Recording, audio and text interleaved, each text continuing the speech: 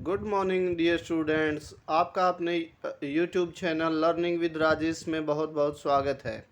I hope कि आप अपनी 10th क्लास की ज्योग्राफी की तैयारी अच्छे से कर रहे होंगे। आपने 2 लेसन कर लिए हैं। हम आज तीसरे लेसन का दूसरी वीडियो करने जा रहे हैं। कल हमने पढ़ा था कि जल संसाधन एक नवीकरणीय संसाधन कैसे है। फिर हमने जाना कि जल संसाधन संबंधी महत्वपूर्ण तथ्यों के बारे में, और उसके बाद हमने जाना कि जल दुर्लभता किसे कहते हैं, और उसके बाद जल दुर्लभता के कारण और उपाय। कल हमने एक टॉपिक स्टार्ट किया हुआ था जिसमें पढ़ा कि बहुउद्देशीय परियोजनाएं क्या होती हैं। हमने जाना कि बहुउद्देशीय परियोजनाएं बांधों को कहा जाता है क्योंकि इनके बनाने के बहुत से उद्देश्य होते हैं। और कौन कौन से उद्देश्य होते हैं, कल हमने जाना कि इनसे बहुत से लाभ होते हैं। सिंचाई होती है, बाढ़ नियंत्रण होता है, मनोरंजन होता है, मछली पालन होता है।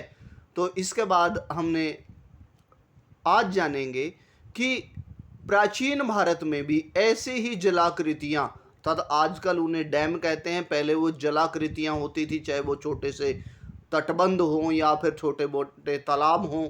ऐसी जलाकृतियां प्राचीन समय में भी भारत में बनाई जाती थी। इसके बारे में आज हम जानने जा रहे हैं। तो देखिए कि पहला पॉइंट है, पहली शताब्दी ईसा पूर्व में इलाहाबाद में गंगा नदी के जल को संरक्षित करने के लिए जल संग्रहण तंत्र बनाया गया था। ऐसे सबूत मिले हैं भारतीय इतिहास में। दूसरा पॉइंट, चंद्रगुप्त मौर्य जो कि मौर्य साम्राज्य के महत्वपूर्ण शासक थे, चंद्रगुप्त मौर्य के समय में बृहद स्तर पर यानी बहुत बड़े स्तर पर बांध, झील व सिंचाई तंत्र का निर्माण करवाया गया। जैसा कि आपने इतिहास में सुदर्शन झील के बारे में पढ़ा था कि चंद्रगुप्त मौर्य ने उनकी मरम्मत वगैरह कराई थी, सफाई वगैरह करवाई थी। आई होप कि आपको पॉइंट समझ आया होगा। तीसरा पॉइंट, कलिंग उड़ीसा, नागार्जुन कोंडा आंध्र प्रदेश, बेन्नूर कर्नाटक में सिंचाई तंत्र के सबूत मिले हैं। यानी इन स्थानों पर भारतीय इतिहास में सबूत मिले हैं कि यहाँ पर भी पहले सिंचाई तंत्र होता था। सिंचाई के लिए तालाब या तटबंध वगैरह बनाए गए थे। उसके बाद 11वीं सदी में बनी भोपाल झील भी इस बात का प्रमाण है कि प्राचीन समय में भी जलाकृतियां बनाई जाती थी। उसके बाद इल्तुतमिश ने हौज खास यानी राजा का तालाब जो होता था वो बनाया था दिल्ली में। आपने ये 7वीं क्लास एनसीईआरटी में जाना था। आई होप कि पहला पॉइंट आज का आपको क्लियर हो गया होगा कि प्राचीन समय में कौन कौन सी जलाकृतियां बनाई गई थी जल पूर्ति के लिए। उसके बाद बांधों की हानियां, कल हमने बांधों के लाभ पढ़े थे। आज वीडियो की शुरुआत में मैंने आपको उनको एक बार रिवाइज भी करवाया। अब हम जानेंगे कि किसी भी चीज के 2 प्रकार के इफेक्ट होते हैं, या फिर गुड इफेक्ट और बैड इफेक्ट। अब हम जानेंगे कि बांधों के भी बैड इफेक्ट भी हैं, यानी उनकी हानियां भी हैं। तो देखिए हानियां, पहली हानि है कि सामाजिक मतभेद होता है इससे।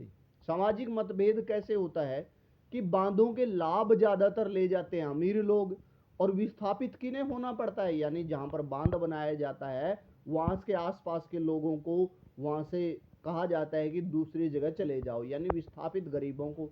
यानी क्या हो रहा है कि अमीर ज्यादा अमीर होते जा रहे हैं, गरीब ज्यादा गरीब होते जा रहे हैं, यानी समाज में मतभेद पैदा हो गया है, दोनों के बीच में खाई पैदा हो गई है।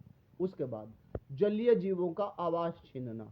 कई बार क्या होता है कि जलीय जीवों का आवास क्यों छीन जाता है, क्योंकि इसमें पानी एक जगह इकट्ठा रहता है, उसमें ज़्यादातर फ्लो नहीं होता है, और फ्लो ना होने की वजह से क्या होता है कि धरती में रेत कण इकट्ठा हो जाते हैं उसकी तलहटी में, और वो सरफेस हार्ड हो जाती है। फिर जलीय जीवों को वहाँ पर घुसने में मुश्किल होती है, यानी उनका आवास छिन जाता है। उसके बाद बाढ़ आना। कई बार क्या होता है कि जल इकट्ठा किया होता है, बहुत ज़्यादा बारिश हो गई, फिर वो ओवरफ्लो हो जाते हैं। ओवरफ्लो की वजह से क्या होता है कि बांधों से बाढ़ भी आ जाती है। एक तरफ वो बाढ़ नियंत्रित भी करते हैं, यानी ज़्यादातर पानी हो जाए तो नदी में उधर की तरफ उसको ले जाया जाता है, लेकिन जब ज़्यादा बारिश हो जाए तो क्या होता है, बाढ़ भी आ सकती है। वनस्पति विनाश, बाढ़ आएगी तो आसपास की वनस्पति जलमग्न हो जाएगी, पेड़ पौधे सूख जाएंगे, या फिर खेती वाला एरिया होगा तो वो खेती भी सूख जाएगी, यानी वनस्पति का विनाश होता है। लोगों का विस्थापन, जो पहले पॉइंट में मैंने आपको बताया था कि लोगों को वहाँ से विस्थापित होना पड़ता है, उनको फिर क्या होता है, दूसरी जगह पे जाना पड़ता है, दोबारा घर बनाने पड़ते हैं, उनके आवास छिन जाते हैं, उनके रोजी रोटी छिन जाती है। राज्यों में झगड़े, अब ये पॉइंट आपने पढ़ा होगा टेक्स्ट बुक में कि अंतरराज्यीय झगड़े हो जाते हैं, कि जैसे कि आपने देखा SYL का मुद्दा हरियाणा पंजाब के बीच में है कि उनका पानी मिलना चाहिए, तो वैसे ही कई राज्यों के बीच में झगड़े शुरू हो गए हैं बांधों की वजह से। मेरे को इतना पानी मिलना चाहिए, मेरे को इतना पानी मिलना चाहिए, इतनी बिजली उत्पादन मिलना चाहिए, इतना लाभ, यानी राज्यों के बीच में झगड़े शुरू हो गए हैं बांधों की वजह से। आई होप कि आपको इसकी हानियां समझ आई होंगी। उसके बाद नर्मदा बचाओ आंदोलन, अभी हमने जाना कि इससे सामाजिक मतभेद पैदा हो गया है। इसी मतभेद का विरोध करने के लिए एक आंदोलन शुरू किया गया, नर्मदा बचाओ आंदोलन। अब हम जानेंगे कि नर्मदा बचाओ आंदोलन क्या है। वेरी वेरी इंपॉर्टेंट पॉइंट है एग्जाम की दृष्टि से। अब नर्मदा बचाओ आंदोलन एक गैर सरकारी संगठन है, यानी गैर सरकारी का मतलब NGO, नॉन गवर्नमेंट ऑर्गेनाइजेशन। इसमें सरकार का कोई योगदान नहीं है, लोगों ने अपने बलबूते पर एक आंदोलन शुरू किया है। अब इसमें क्या लोगों की इच्छा क्या है, यानी लोगों का मुख्य उद्देश्य क्या है। इसमें लोग सरदार सरोवर बांध का विरोध कर रहे हैं। नर्मदा नदी पर आपको पता है सरदार सरोवर बांध बनाया हुआ है, जब हम मैप करेंगे तो मैप में अच्छे से और जानेंगे। तो देखिए कारण क्या है, कारण आपको पता है, यानी वो सरदार सरोवर बांध का विरोध तो कर रहे हैं। अब विरोध करने का कारण है कि लोगों का विस्थापन हो गया है, पर्यावरणीय मुद्दे, यानी वहाँ पर धरती जलमग्न होती जा रही है, लोगों को पर्यावरण प्रदूषित होता जा रहा है, यानी पौधे कम होंगे तो पर्यावरण प्रदूषण भी होगा। तो पहले तो इसका मुद्दा पर्यावरणीय था, लास्ट में इसका मुद्दा क्या हो गया है, लोगों का विस्थापन। यहाँ से जिन लोगों को दूसरी जगह भेजा गया था, एक तो उनको सुविधाएं दी जाए, उनकी रोजी रोटी की सुविधा उपलब्ध करवाई जाए, उनको आवास सुविधा उपलब्ध करवाई जाए। तो उनकी मांग क्या है कि विस्थापितों को सुविधाएं दिलाई जाए। डियर स्टूडेंट्स, आप देखेंगे कि HBSC में गाइड्स में रटना पड़ता है आपको, लेकिन ऐसे नोट्स आपको शायद ही आपके टीचर प्रोवाइड करवा पाएँ। इसलिए आई होप कि ज़्यादा से ज़्यादा वीडियो को शेयर करें, ताकि सभी बच्चे 10th क्लास के आपके ग्रुप में जितने बच्चे हैं सभी इन नोट्स का फ़ायदा उठा सकें और अच्छे से अपनी SST की तैयारी कर सकें। क्योंकि आपने जाना कि गाइड्स में बहुत ज़्यादा स्टांजाज उनको रटना पड़ता है। मैंने एक एक पॉइंट को बिल्कुल छोटे छोटे संक्षेप रूप में लिखा है, और जो समझने में भी आसान है, याद करने में भी आसान है। आई होप कि आपको समझ आ गए होंगे।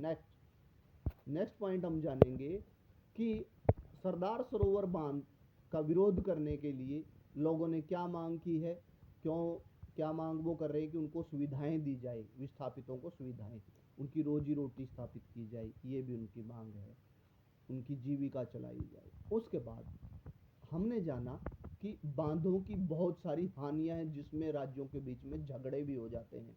इसी झगड़े का एक उदाहरण हम जानने चाह रहे हैं कि कृष्णा गोदावरी विवाद। कृष्णा गोदावरी विवाद किन राज्यों में है? ऑब्जेक्टिव टाइप के लिए बहुत ही इंपॉर्टेंट क्वेश्चन है, बार बार पेपर में आता है।